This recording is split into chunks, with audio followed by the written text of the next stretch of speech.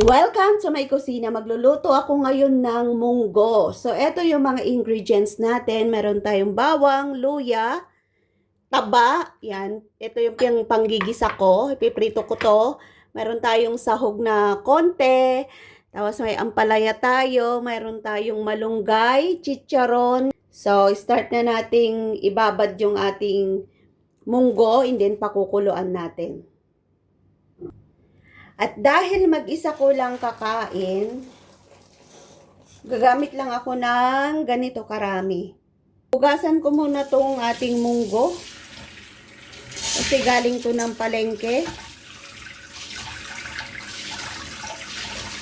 Bago natin siya ipakulo.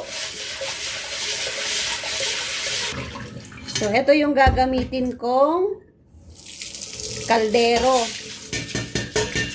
Para kahit bumulwak ng bumulwak, hindi lalagpas yung tubig niya. So, start natin magpakulo. Yan, big fire natin siya. Then, takpan natin to. Para madali siyang maluto. So, habang nagpapakulo tayo, i-prepare na natin yung mga kailangan natin. Siyempre, hugasan natin yung malunggay. So, yan. Ready na yung malunggay natin. Hiwain din natin yung bawang, ginger, at saka yung ating ampalaya. So, tingnan natin. Ayan. Kumukulo na siya.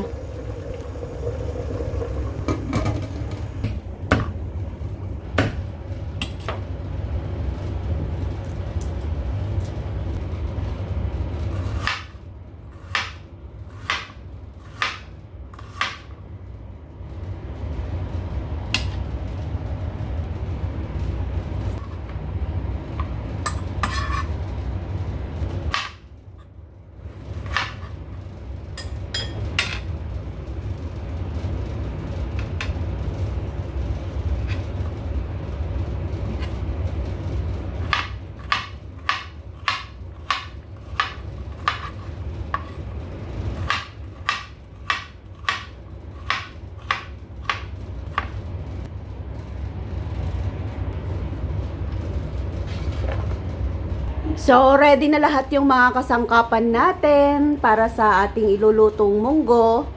At medyo malambot na siguro yung pinapakulo natin. So, bisitahin nga natin. Yan o. Tignan natin kung may tubig pa. So, luto na yung ating munggo. Yan, magigisa na tayo ng ating sahog. So, painitin natin yung ating kawali.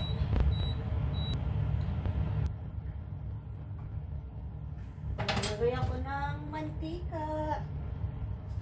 Then, ipiprito ko to. Prito ko yung taba.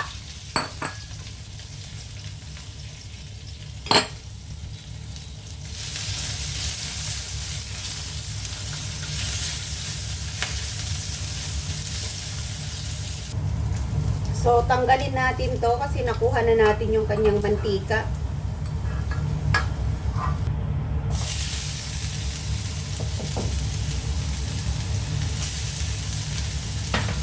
Then, maglalagay tayo ng luya.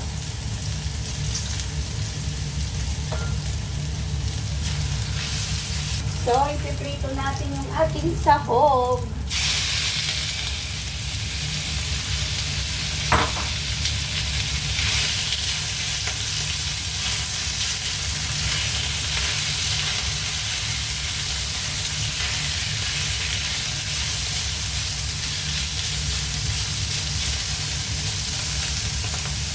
Bango ng munggo, ulam ko maghapon.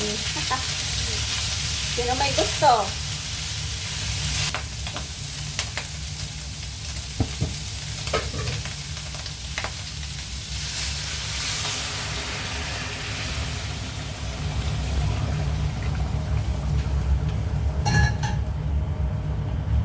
Oh, diba? Ang sarap.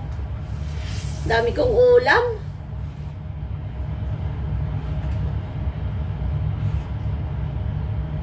So, So, takpan muna natin to.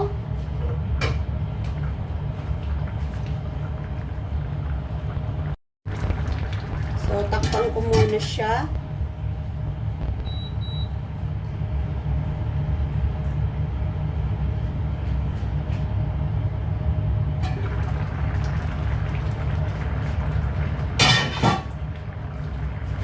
Haluin ko, baka masunog.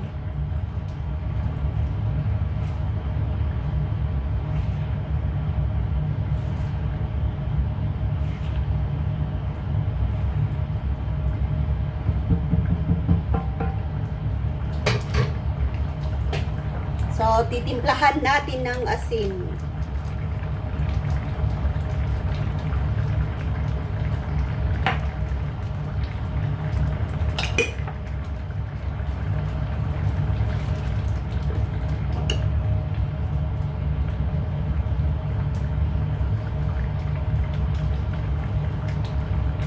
Wala na kaming chicken powder. Wala din kaming betchen. Yung ubos.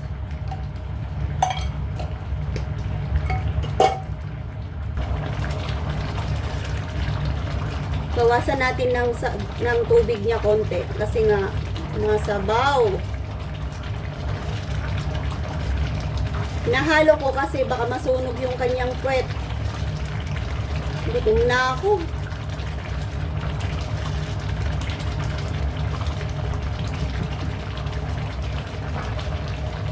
Hinaan ko nga.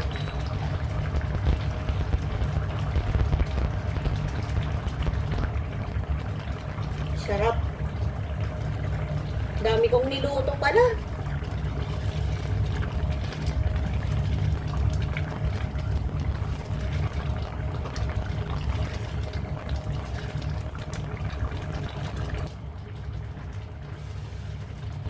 So, yan, luto na. Lalagay ko yung lalagay ko yung konting ampalaya natin.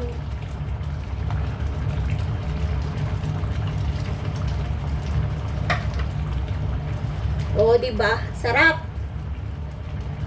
Lutuin natin konti yung ampalaya. Haluin natin, baka masunog eh.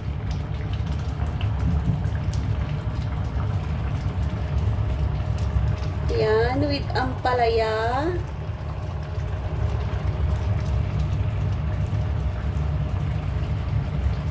Then, lalagay na natin yung ating malunggay.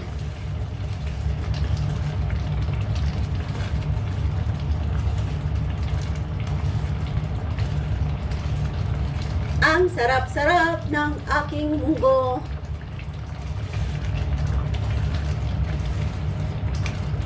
Lapot na nyo. Hindi na ako magluluto ng kanin. Ito na lang uulamin ko tsaka kakainin ko.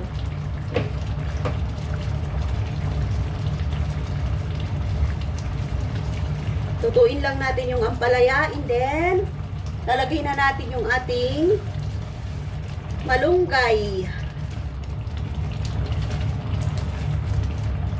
Ayan, pwede na yan. So, mayroon tayong malunggay. Charan! Ayan. Sarap ng ating munggo. Yan. Oh! Delicious. Ang lalaki ng tangkay nyo.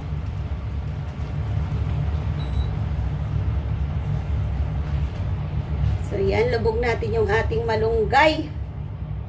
Pinatay ko na rin yung apoy niya. Inoff ko na yung apoy niya para hindi ma-overcook yung kanyang malunggay. Kasi ayaw ko ng malunggay na overcook. Gusto ko yung malunggay, nalalasahan ko siya. Ganito ako magluto ng malunggay. Pag nilagay ko yung malunggay, ino-off ko na yung kanyang apoy. Para hindi siya nasabang. So, yan. Haluin lang natin. Diba? Hindi na siya kumukulo. Kasi nga, in-off ko na yung kanyang apoy. So, pwede na tayong kumain.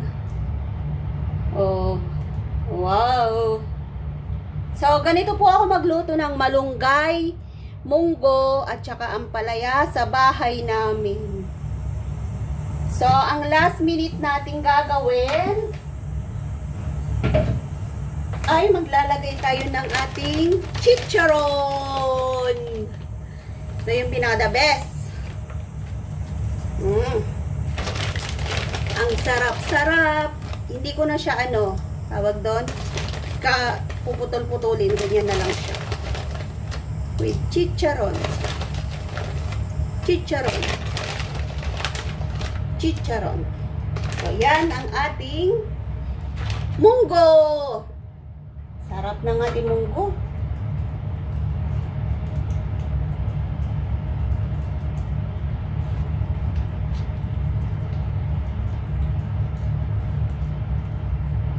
So, luto na yung munggo natin. Pwede na tayong magsandok. Magsandok ako ng aking chicharon. So, magsandok na tayo. Kain na tayo. Aga kong kakain ngayon. Kasi naglalaba ako. Mamaya magpupunas ako ng kusina. Tsaka toilet.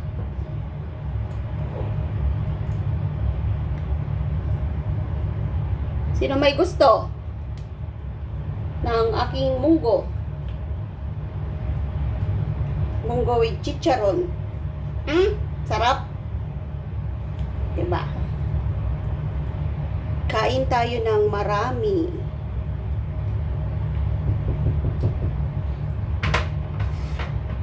Makalat ako magluto. So, eto na po yung ating munggo with chicharon. Oh, so yummy. Asa na ba yung aking kutsara?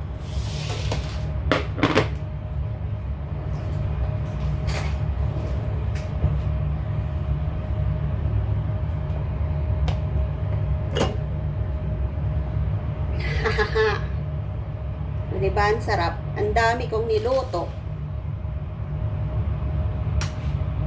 So, kain tayo. Tikman natin.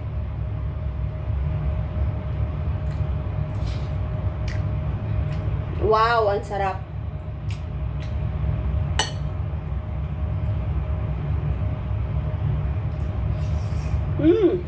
Thank you for watching po sa inyong lahat. Please subscribe Lynn Diego Vlogs and don't forget to ring the bell para update po kayo sa marami ko pang i-upload. Bye!